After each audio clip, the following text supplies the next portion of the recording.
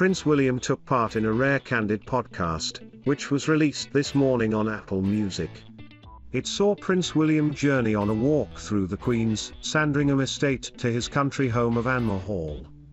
He spoke frankly about the effect his work as an air ambulance pilot had on his mental health and also recalled memories of his late mother, Princess Diana.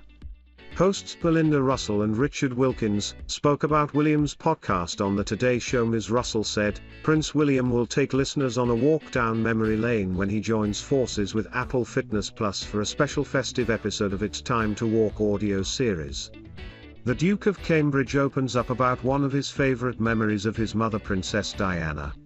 Prince William says, when I was younger, Harry and we were at boarding school and my mother used to play all sorts of songs to kind of while away the anxiety of going back to school.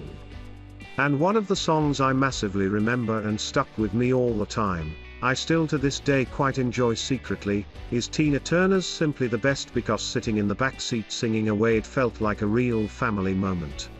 9 Honey Royal reporter, Natalie Oliveri added, who knew the royals love a bit of rock there, and now this episode is for an Apple Fitness podcast and Prince William is really encouraging everyone to take a break, go for a walk and really to do so for their mental health, particularly around the busy Christmas period.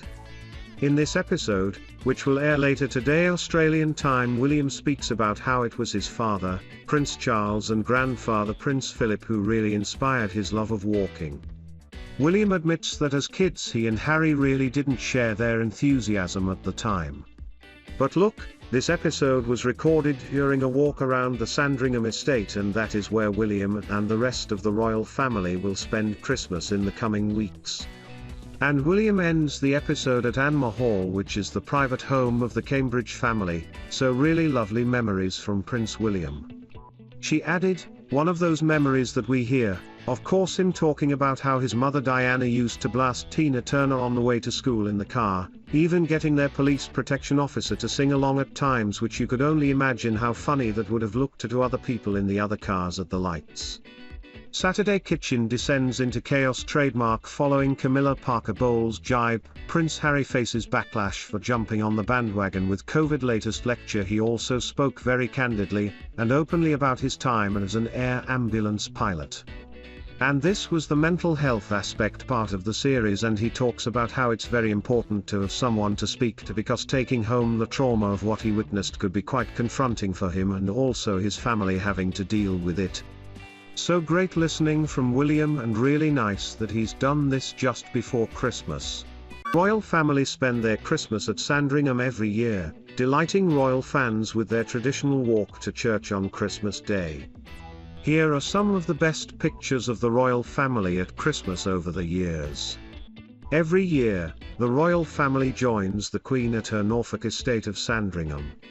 The royal family is reportedly gearing up for Christmas to return to Sandringham this year, after coronavirus disrupted plans for a family gathering last year. Express.co.uk looks back at some of the best pictures of the royal family at Christmas in recent decades. 1990. For the Christmas Day church service in 1990, Princess Diana, Prince William and Prince Philip were pictured leading a crowd of happy royals to the church service. In the background of the family snap, Prince Andrew, Prince Edward, Princess Anne and the Queen's eldest grandchildren, Peter and Zara Phillips, can be seen too.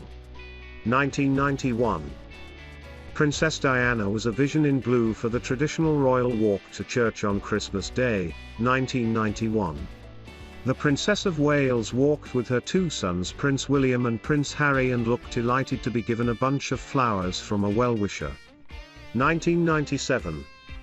Prince Andrew's 2 daughters, Princess Beatrice and Princess Eugenie, looked adorable in matching outfits for Christmas 1997. The 2 princesses also seemed absolutely delighted with some of the Christmas presents they were given on the day. 2017.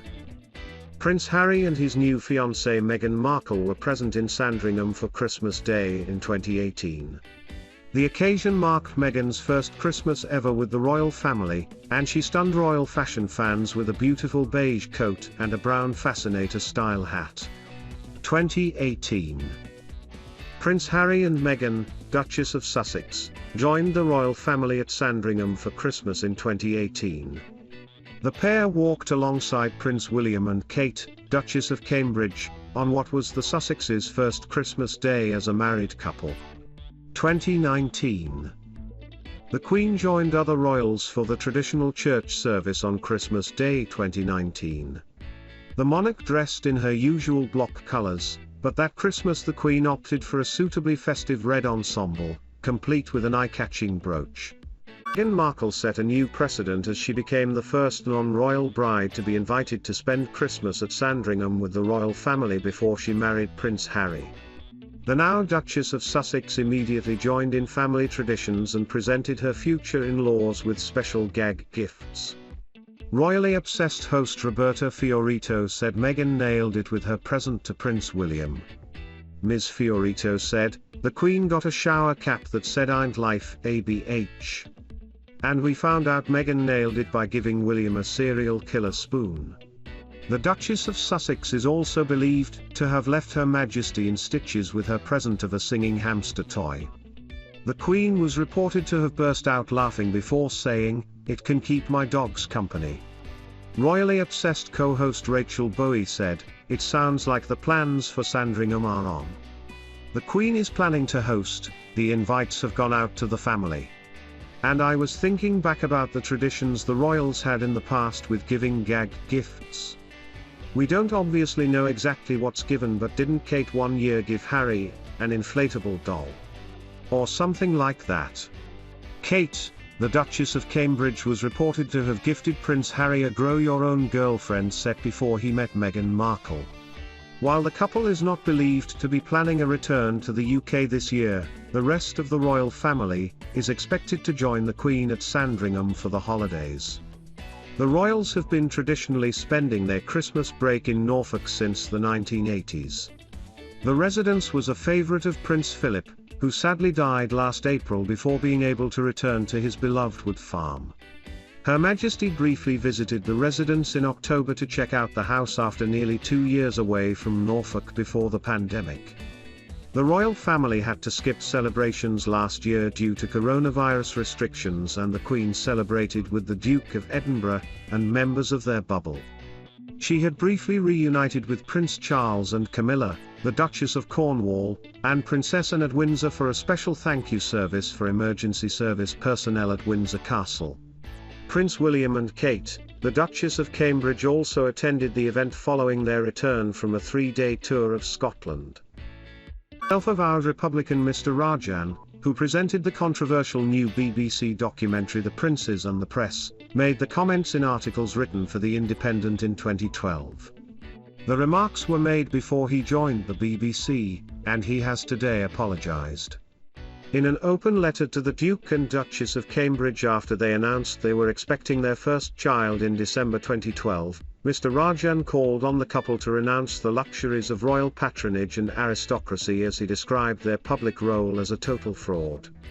Mr. Rajan said, "Neither of you have a special claim on the glorious city of Cambridge, so quit pretending that you do." In another column on the Diamond Jubilee in January 2012, Mr. Rajan accused the Duke of Edinburgh of being a racist buffoon and described Prince Charles as scientifically illiterate. He added of the royals, aside from the Queen, whose public image is crafted by an ever-expanding team of propagandists, this clan is unusually full of fools. Mr. Rajan's past comments were highlighted by the Daily Mail's Richard Eden after The Princes and the Press sparked controversy. The second installment on the 2-part programme presented by Mr. Rajan aired on BBC Two on Tuesday. The documentary explored the relationship between Prince William, Prince Harry and the media. But the show prompted a furious reaction from Buckingham Palace, Clarence House, and Kensington Palace. The 3 royal households took the rare step of issuing a joint statement to the broadcaster. Taking to Twitter today, Mr. Rajan said he regrets his previous comments. He said, "In reference to very reasonable questions about some foolish commentary from a former life, I want to say I deeply regret it. I wrote things that were rude and immature, and I look back on them now with real embarrassment, and ask myself what I was thinking, frankly." I would like to say sorry for any offense they caused then or now. I'm completely committed to impartiality and hope our recent programs can be judged on their merits. A BBC spokesman said, this article predates a mole TM's work at the BBC. Once journalists join the BBC, they leave past views at the door. A mole is an experienced BBC journalist who reports on all of the topics he covers in an impartial way and in line with the BBC TMS editorial guidelines. All BBC current affairs output is required to be impartial.